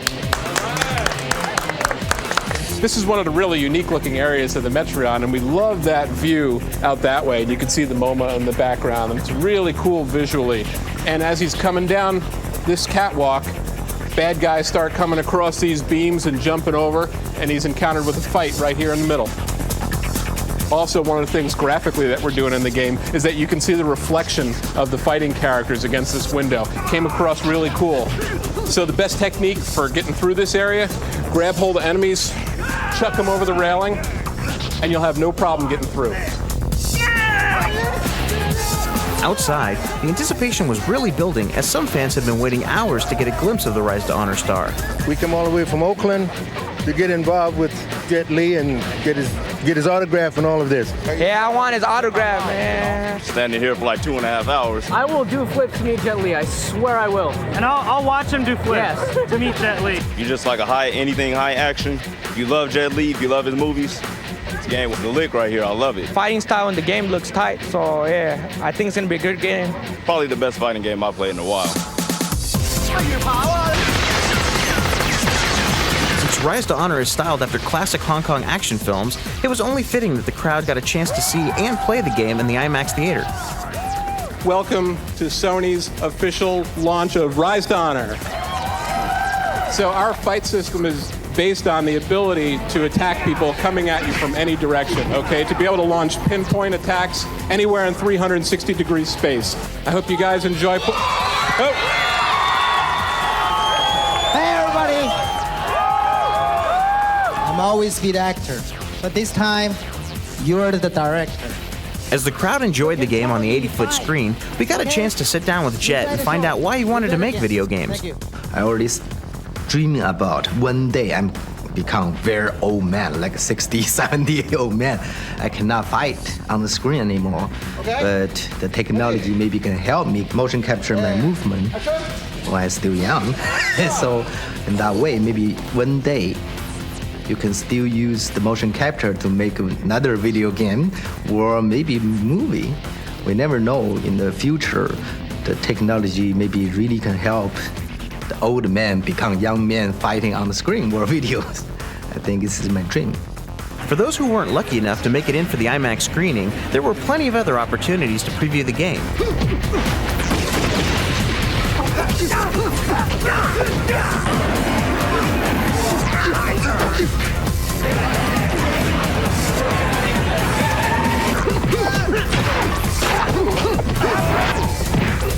And for those fans who waited for hours to meet their favorite superstar, they were not disappointed as Jet took the time to sign a few autographs and talk with his fans about the game. The basic idea is Jet Li movement. We need to know, we need some signature move. Let the player, when they play the game, they know right away that's the Jet Li. After that, we need to do different levels to create a different kind of movement. For both sides, we learn each other. We know how to make movies, but we didn't know how to make a game. But they know how to make a game, but they don't know martial arts. So, like a whole teamwork.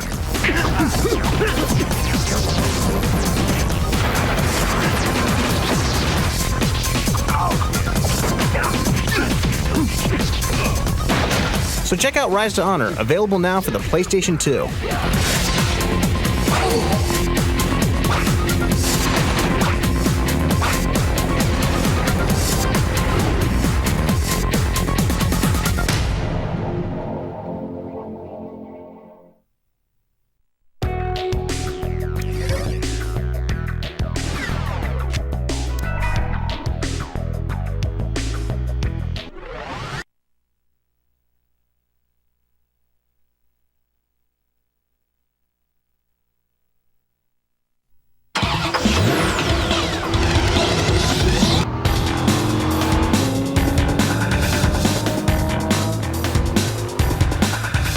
Competition. It's the drive to excel while outperforming rivals, the will to be the best. Winning.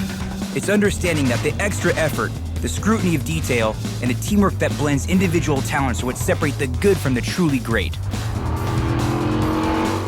When it comes to delivering the heart-quickening thrills and demonstrating the quick reflexes and decision-making needed to be a great race car driver, the undisputed leader of the pack is the GRAN TURISMO franchise.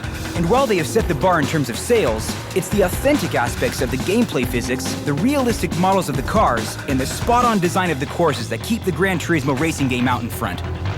It takes an unbelievable amount of time and effort to produce a game as data-intensive as the new GRAN TURISMO 4. The PlayStation Underground joined the innovative game makers at Polyphony Digital on several of their data-gathering expeditions to see what it takes to be the best.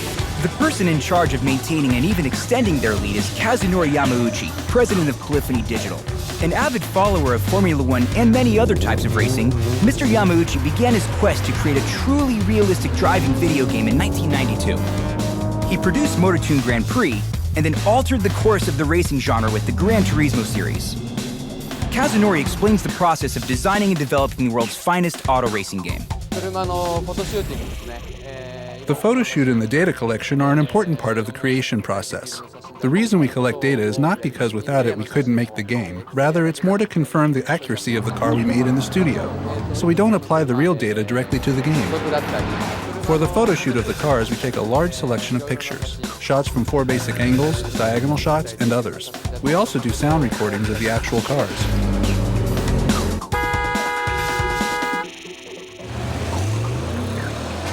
While Mr. Yamauchi oversees the entire process, there are specialists assigned to specific tasks. This is the area for taking photographs of the cars. My job is to shoot the beauty shots from many angles. I also manage the other photographers who also take photos. Additionally, when the 3D models of the cars are constructed, these photos are used as references and are also used to provide textures.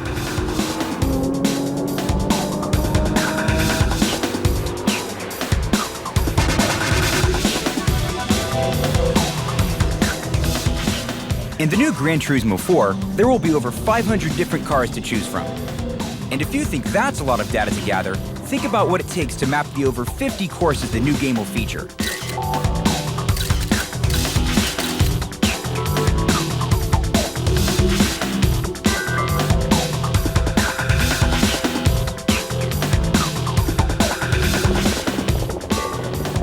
Using all types of technology, the team will measure virtually every nook and cranny of every turn, building, and bump down to the millimeter. All of these precise measurements go hand in hand with how the car drives. The physics engine of Gran Turismo 4 has been totally redesigned to create one of the most realistic driving experiences ever offered in a gaming console. In addition, we choose several of the cars and gather data. We measure the car's maximum speeds, record gravity forces, and assess their cornering abilities. Actual race car drivers are enlisted to provide information on driving, especially the more elusive feel of a course. I'd like to think that I can bring some extra insight to the game, where the feel of real driving translates. You know, I just love playing, and hopefully I can give good input to the guys that developed the game, then they'll make sense to the actual person playing it in the end. I'm going to evaluate the product from a race car driver's perspective. There's so much depth in real-life racing. There's communication between the cars, communication between the driver and the car, and all that. So you really need someone who's experienced that in real life to translate it to the game. Gran Turismo is awesome. I mean, a lot of drivers use it to learn tracks before they go. Everything from, you know, what gear they should be in a certain turn, or what exit speed they can expect when they get there. It just gives me, you know, a better feel of what it's like to drive a road race car. Gran Turismo is so successful at creating the most authentic racing experience that people from every sector of the automotive industry want to be involved in the franchise. The automakers are realizing the importance of the marketing, the branding that they get within the games. Young enthusiasts are getting an opportunity today to actually drive some of the cars that the American public really came to know more through the Gran Turismo series than from seeing rally races in person or even viewing them on TV. While Polyphony Digital's president enjoys all the attention paid to his game, he always strives to focus on the original reason for creating Gran Turismo. First of all, I'm happy that we were able to work closely with car manufacturers and with pro race car drivers. At the same time, there's an increased risk that I'll forget the feeling I had when I originally created Gran Turismo, namely the sense of just another car owner with the enthusiastic emotions that users feel toward their cars. It's important never to forget the feeling from the user's perspective. Gran Turismo is a gift to all the people who love cars around the world. Even now, that hasn't changed. Check back here at Track GT4 and find out about some of the new features and improvements that will be included in the latest and greatest version of Gran Turismo.